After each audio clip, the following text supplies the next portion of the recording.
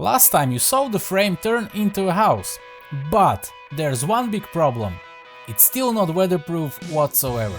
The forecast says heavy rain tonight and all day tomorrow. So if I don't get the roof done and wrap the house in time, everything could be destroyed. Can I beat the weather? Welcome to another episode of my tiny house build series. My name is Marek and you're watching Self-Powered. Right now I'm planning how to do the roof. I think I'll take advantage of flat surface and a higher ground, and I can jump off the ladder to the roof, no problem.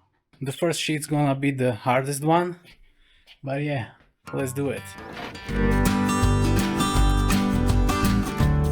Yes, it's definitely sketchy being on a ladder, lifting the sheet up and not holding to anything while doing it.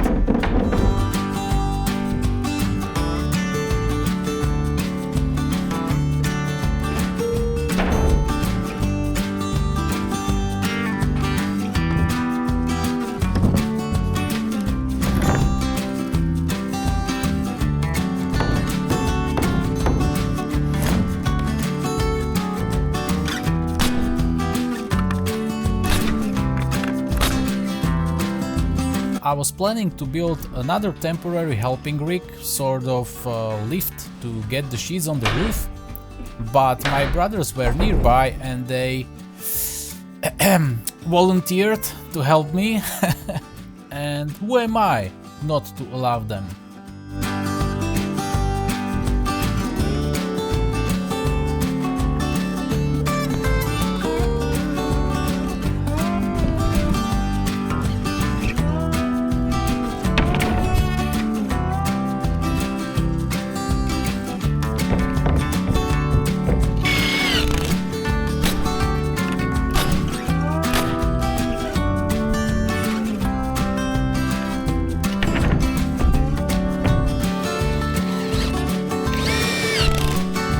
Laying the roof sheeting down was really fast.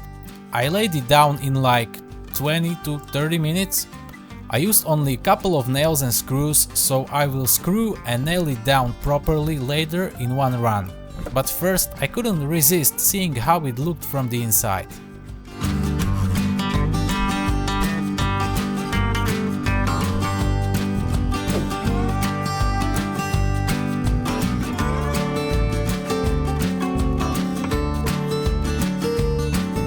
I'm finally gonna solve these connections for good.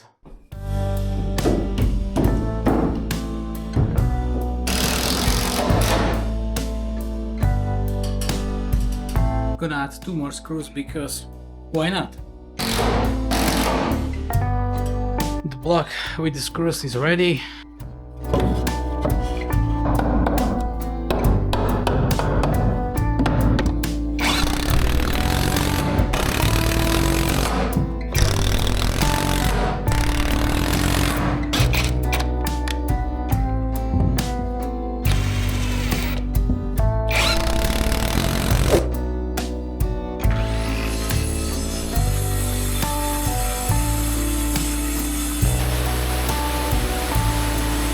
This definitely couldn't have gone worse.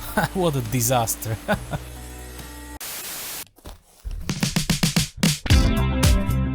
After the roof was done, I quickly cut and installed all the remaining little pieces.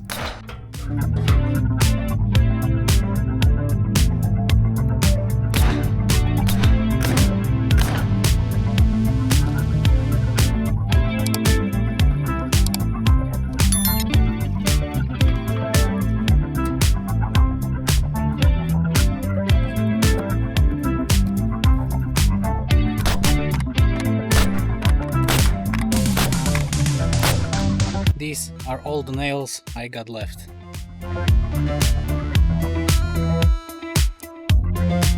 The only purpose of this remaining strip of sheeting on the lower side of the roof pitch is pretty much to only maintain the thickness of the wall.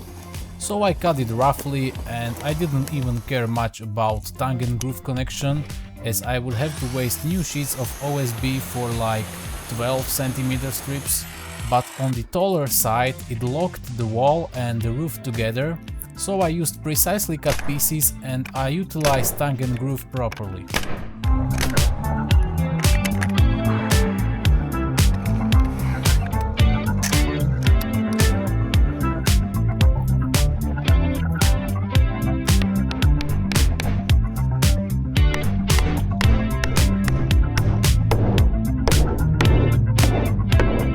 From now on, screws.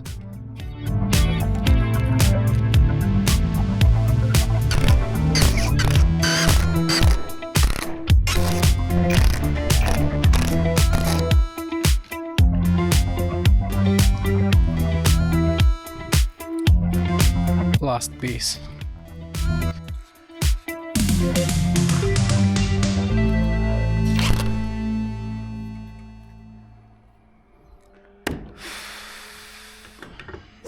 Then I started to prepare the house for the house wrap. Because a heavy rainstorm was coming, and now that it already happened, I can tell the storm really was heavy.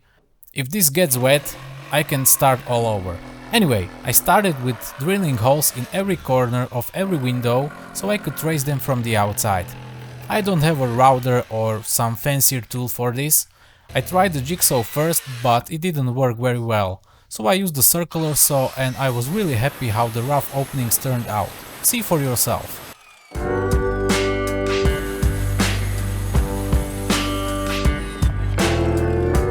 Try to score a guideline.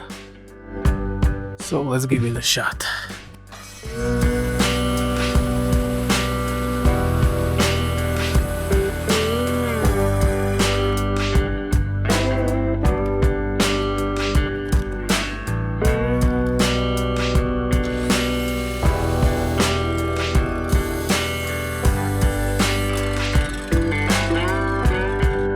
There's a nail right in the way. Son of a gun. Actually, son of a nail gun.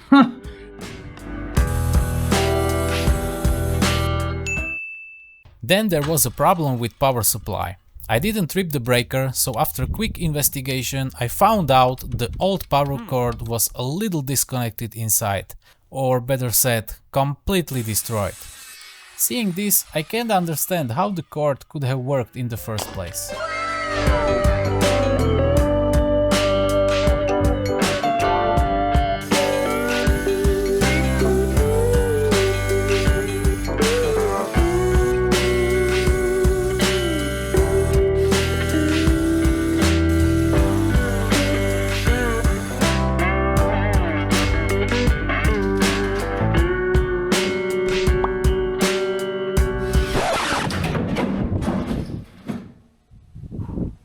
Yes, this avalanche of OSB was aiming for me, but I just managed to jump away.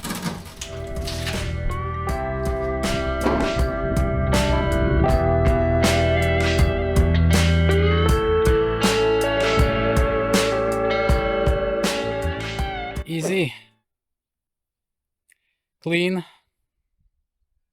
but rewarding. Look at my arm. Looks like a chicken nugget ready to be deep fried.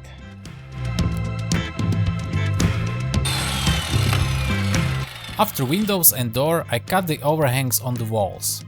Would you believe it? The falling piece of OSB fell on the power cord and unplugged the saw. Like, what are the odds? Or is it not just a coincidence?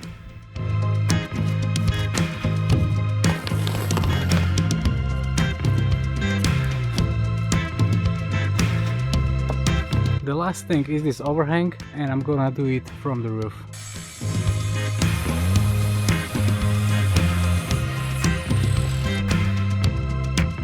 Here's the result so far. Finally looking like a house.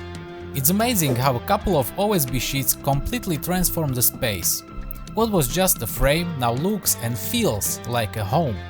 But enough of sentiment. Remember the upcoming storm? Let's weatherproof this structure. My dad came to help. I can't imagine doing this solo. We didn't want to hold the full roll of the house wrap all the time, so we rolled it out, measured the perimeter of the house, and it became lighter and easier to handle. I used just a regular stapler to fix the house wrap, which is actually a roof membrane, but will serve this purpose the same way. Well, at least I hope so. Of course, you need to start at the bottom so the layers overlap properly. The second row was way more tricky to install, but very doable with 2 sets of hands. Instead of a third row, we moved on to the roof. We broke the row on the edge so the excess from the roof would serve as the third row, completely overlapping the second row. For the roof overlaps, I used double-sided roofing membrane tape.